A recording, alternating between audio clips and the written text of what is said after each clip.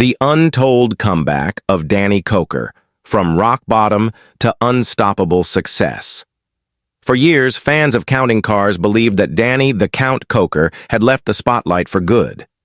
When the show ended, whispers of his downfall spread like wildfire. He was drowning in financial woes, battling a lawsuit for a staggering $7 million. His marriage was in turmoil. Stress had gnawed away 35 pounds from his frame. And to top it off, he was slapped with an unexpected $2 payment obligation that felt like a cruel joke in comparison to his mounting troubles. But 2024 had a surprise in store. The empire that counting cars once built, raking in $15 million annually, was just a shadow of what Danny was about to accomplish. In mere months, he doubled that fortune with a venture that no one saw coming. And the biggest shock of all? It had nothing to do with automobiles. This is the untold story of Danny Koker's business resurrection. The twists, the reinventions, and the reasons why some fans claim he's now unrecognizable. A legacy forged in metal and music born. On January 5, 1964, in Cleveland, Ohio, Danny Koker was destined for a life entwined with engines and melodies.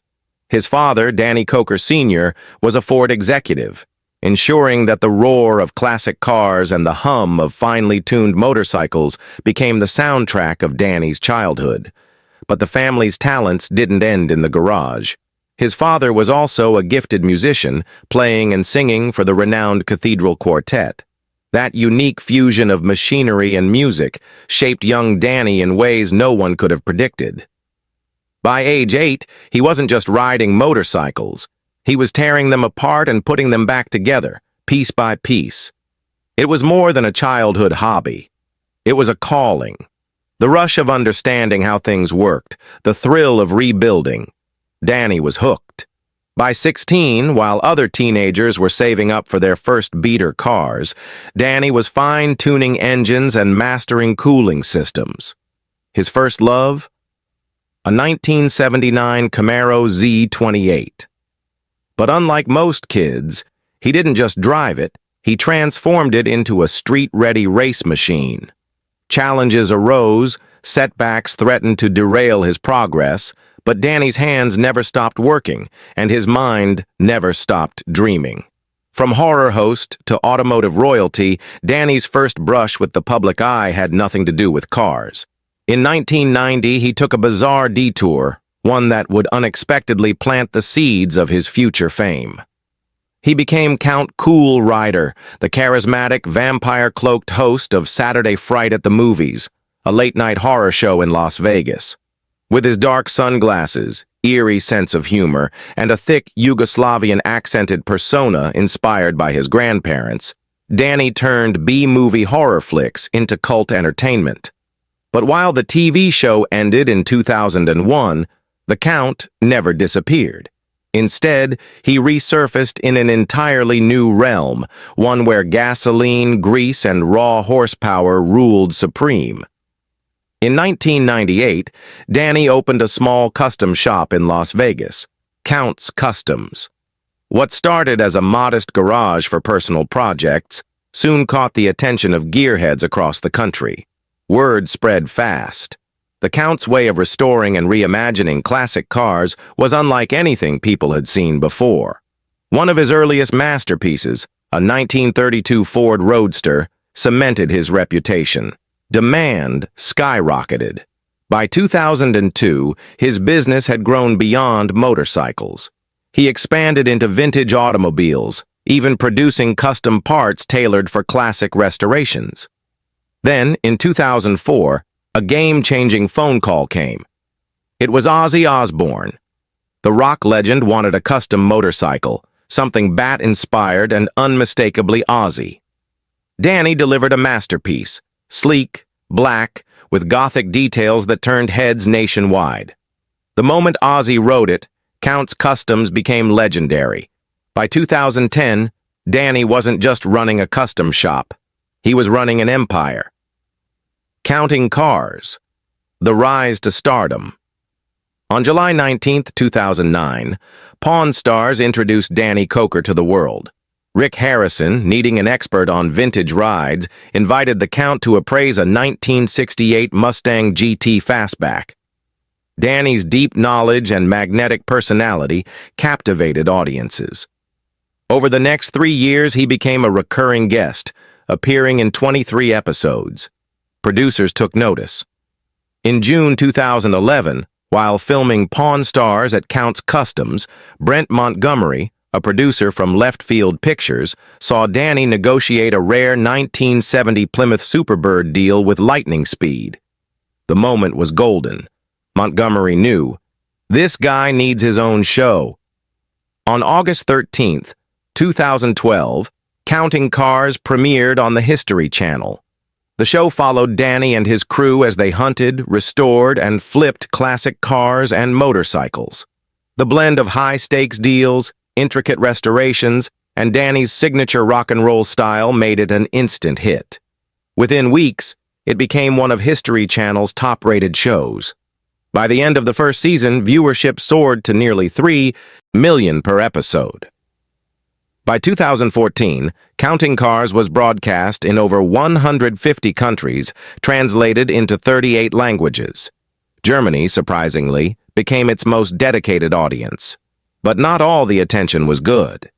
By 2015, Las Vegas police reported a 37% increase in stolen vintage cars. Authorities believed Counting Cars had inadvertently turned classic vehicles into prime targets for thieves. Danny himself issued warnings, urging owners to be extra vigilant. Despite the unintended consequences, the Count had become a household name.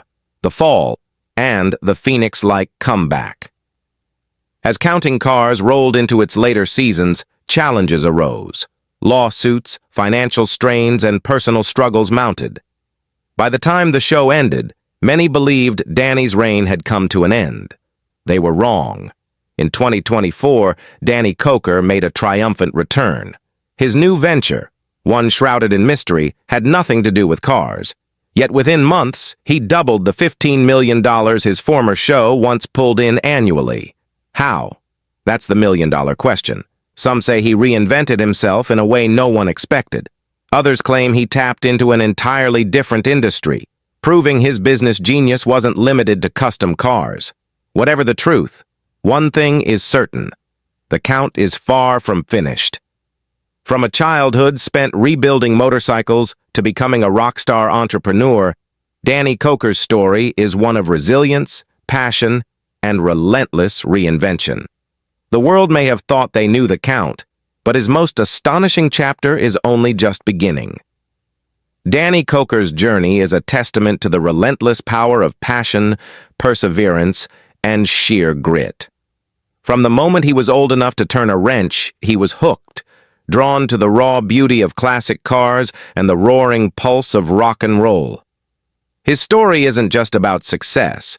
It's about defying the odds, pushing through the struggles, and forging a path where none existed. Born into a world of music and horsepower, Danny's childhood was split between the deep roots of Detroit's car culture and the rhythms of the stage. His father, a celebrated musician, filled their home with melodies, working alongside legends like Johnny Cash and Pat Boone. But young Danny's heart wasn't just in music. It was also in the machines that lined the streets of Motor City. When most kids were learning to ride bikes, Danny was learning to restore classic cruisers, absorbing everything he could about their engines, curves, and soul. Yet life didn't hand him an easy road. Without formal training as a mechanic, he had to teach himself, diving headfirst into the world of car restoration. There were struggles. Long nights, failed projects, the uncertainty of turning a passion into a career. But Danny had something that separated him from the rest, an unshakable belief in what he loved. With nothing but talent, determination, and a garage in Las Vegas, he built Count's Customs from the ground up. What started as a small shop quickly became an empire, an oasis for car lovers, a place where rusted-out relics were transformed into masterpieces. His dedication caught the eye of the History Channel, landing him a guest spot on Pawn Stars. And just like that, the world got a glimpse of Danny Koker's genius. But Danny wasn't just some guy who fixed cars. He was a storyteller, through metal, through paint, through music.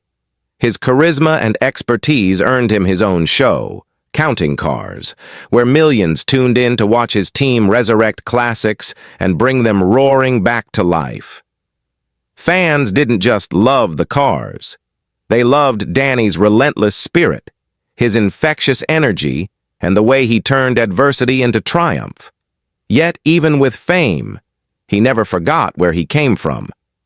Music remained in his blood, and he took the stage as the frontman of Count's 77, a rock band dripping with the raw power of 70s nostalgia.